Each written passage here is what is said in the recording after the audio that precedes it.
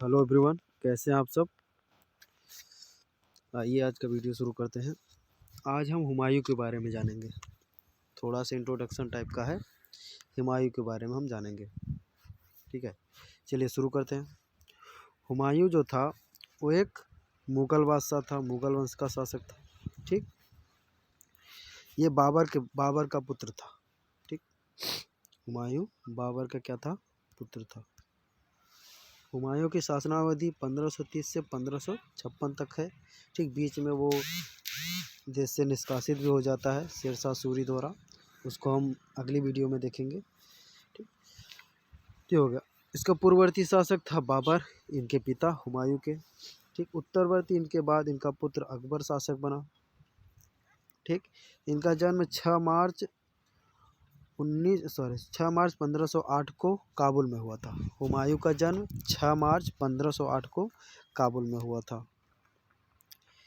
निधन, इनकी मृत्यु, हुमायूं की मृत्यु 1 जनवरी 1556 को 47 वर्ष की उम्र में दिल्ली में हुई थी। ठीक, यहीं पे इनका मकबरा भी है। ठीक, और समाधि, ठीक, हुमायूं को मकबरा नाम से जानी जाती है इनकी समाधि। जीवन संगिनी का नाम, इनकी रानी थी कौन, हमीदा बानो बेगम, बेगा बेगम और बिगे बेगम। और भी थी इनकी रानियाँ, चाँद बीबी, हाजी बेगम, माँ चूचक, मिहेव जान और आखिरी थी शाहजादी खानम। ठीक, ये इतनी इनके पास रानियाँ थी। चलिए आगे बढ़ते हैं। इनका घराना तैमूर मुग़ल था। तैमूर मुग़ल घराने के थे ये। ठीक है, ये गलत है, इनके पिता का नाम बाबर था। चलिए आगे बढ़ते हैं। कह रहा है कि बाबर की मृत्यु के पश्चात हुमायूं ने 29 दिसंबर 1530 में भारत की राजगद्दी संभाली। जब बाबर की जब मृत्यु हो गई, ठीक, बाबर की मृत्यु के बाद हुमायूं ने 29 दिसंबर 1530 को राजगद्दी पर बैठा भारत की। ठीक, उसका सौतेला भाई, हुमायूं का एक सौतेला भाई था जिसका नाम था कामरान मिर्ज़ा। कामरान मिर्ज़ा ने काबुल और लाहौर का शासन संभाला। बाबर मरने से पहले ही इस तरह से राज्य को बांटा था ताकि दोनों भाइयों में कभी मतभेद ना हो सके, लड़ाई ना हो सके। ठीक, कामरान जो था, कामरान आगे चलकर हुमायूं का कट्टर दुश्मन बन गया। ठीक है, कड़ा प्रतिद्वंदी बन गया। हुमायूं का शासन अफ़गानिस्तान, पाकिस्तान और उत्तर भारत के हिस्सों में 1530 से 1540 और 1555 से 1556 तक था। हुमायूं का शासन कहाँ कहाँ था, अफ़गानिस्तान में था, पाकिस्तान में, ठीक, और भारत के उत्तरी हिस्सों में, उत्तर भारत में। ठीक, कब से कब तक, 1530 से 1540 तक एक सेशन था इसका। फिर शेरशाह सूरी इसको हरा देता है। ठीक, शेरशाह सूरी के हारने के बाद ये इसका देश निकाला हो जाता है, ये कहीं और जाके शरण लेता है किसी और राजा के पास। फिर वापस आता है शेरशाह सूरी के मरने के बाद, फिर उसके जो वंशज होते हैं उनको हराता है हुमायूं, फिर से अपने राज्य को स्थापित करता है और 1555 से 1556 तक शासन चलाता है। ठीक, चलो आगे बढ़ते हैं। भारत में उसे शेरशाह सूरी या शेरशाह ने इसे बेलग्राम के युद्ध में पराजित कर दिया। बेलग्राम के युद्ध में शेरशाह ने इसको पराजित कर दिया तथा उसके बाद निर्वासित होना पड़ा। उसके बाद इसको क्या होना पड़ा, निर्वासित होना पड़ा यहाँ से। ठीक, जब शेरशाह सूरी ने, अभी मैंने बताया शेरशाह सूरी ने इसको जब बेलगाम के युद्ध में इसको पराजित किया हुमायूं को, तो इसको देश छोड़कर जाना पड़ा, यानी भारत छोड़ना पड़ा। ठीक, कुछ समय काबुल, ठीक है, कुछ समय काबुल में रहा, ठीक, फिर सिंध में रहा, अमरकोट, ठीक है, मिटाने के बाद अंत में ईरान के शासक, अंत में वो ईरान के शासक तहमास के पास शरण ली। किसके पास? तहमास के पास, ईरान के शासक थे, उनके पास शरण ली आखिरी में। ठीक, अब ईरान के शासक की मदद से उसने काबुल, कंधार के मध्य एशिया के क्षेत्रों को जीता। ठीक, काबुल को जीता, कंधार को जीता। काबुल पे किसका शासन था? कामरान का था। ठीक, इसने जब वो कामरान इसका प्रतिद्वंदी बन गया, तो इसने उसको भी हराकर ईरान के शासक की मदद से उसका भी शासन ले लिया, कंधार को जीता।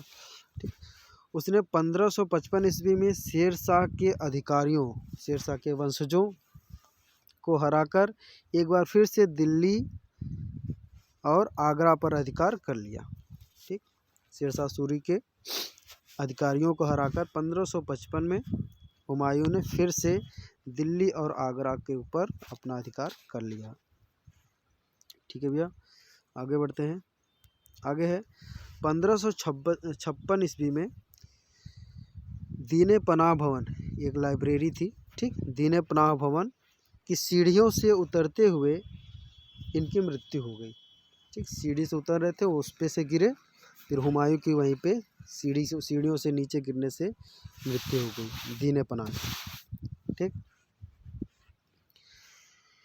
उसके बाद मुग़ल दरबार की संस्कृति भी मध्य एशिया से ईरान होती चली गई। अब मुग़ल दरबार की जो संस्कृति थी, जो कल्चर था वहाँ का, वो मध्य एशियाई से ईरानी होता चला गया। ठीक, आगे बढ़कर देख लेते हैं।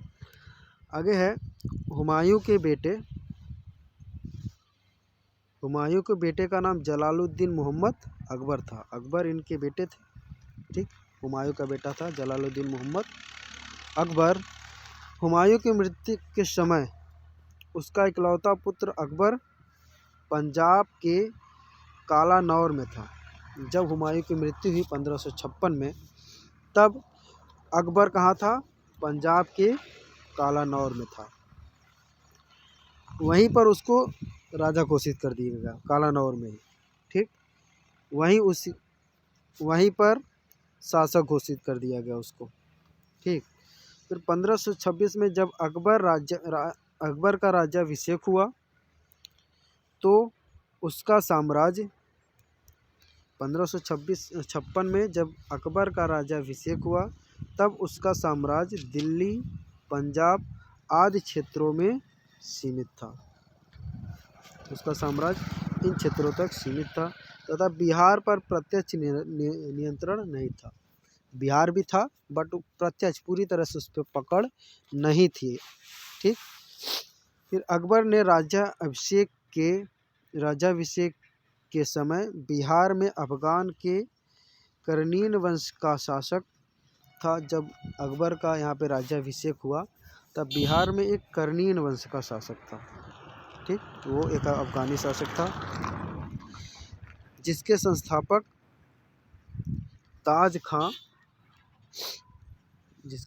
कौन थे? ताज खां करनी।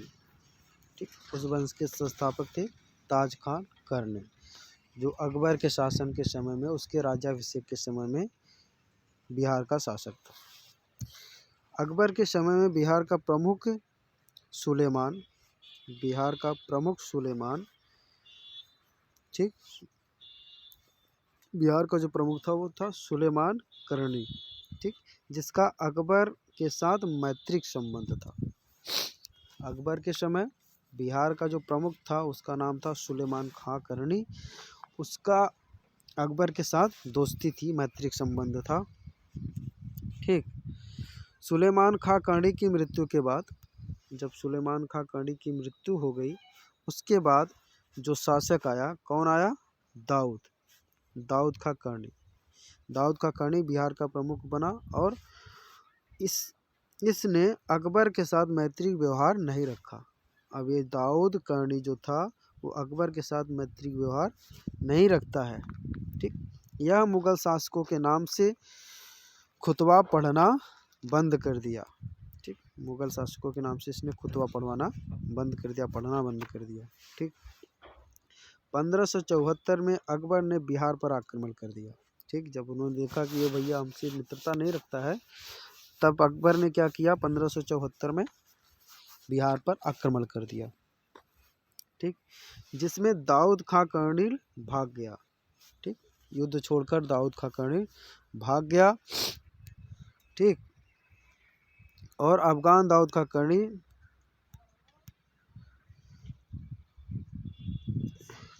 तो अकबर से फिर आके उसका शरणार्थी बन गया। ठीक है, अकबर ने बिहार को एक सूबा घोषित किया और मुगल साम्राज्य में कुल 12 सूबे बने। अब देखो, 1580 में अकबर ने बिहार को एक अपना सूबा घोषित किया, जिसका उसी को, ठीक है, दाऊद कर्णी को भी वहाँ का सूबेदार बनाया। ठीक, और मुगल वंश में उस समय कुल 12 सूबे बने। ठीक है, जिसमें बिहार भी एक सूबा था। अकबर ने बिहार के पहले सूबेदार मिर्जा अजीज कोक को नियुक्त किया। ठीक है, पहले सूबेदार किसको नियुक्त किया, मिर्जा अजीज कोक को नियुक्त किया। समझ गए? हाँ, अब आगे देख लेते हैं। हुमायूंनामा। हुमायूं की जीवनी का नाम है हुमायूंनामा, जिसमें हुमायूं की जीवनी के बारे में, उनके जीवन के बारे में लिखा गया है, वो उसका नाम है हुमायूंनामा। ठीक, हुमायूं की जो जीवन कथा है उसको लिखने वाली उनकी बहन गुलबदन बेगम है। कि हुमायूं की बहन यानी कि बाबर की पुत्री थी गुलबदन बेगम, जिसने हुमायूंनामा लिखा। इसमें हुमायूं को काफ़ी विनम्र स्वभाव का बताया गया है। हुमायूंनामे में हुमायूं को काफ़ी विनम्र स्वभाव का बताया गया है, और इस जीवनी के तरीके से उन्होंने हुमायूं को क्रोधित और उकसाने की कोशिश भी की है। ठीक, किसने, गुलबदन बेगम ने। ठीक, यहाँ होता है हुमायूं की कहानी ख़त्म होती है। अगले वीडियो में हम इसके युद्ध के बारे में बात करेंगे। ठीक है, चलिए,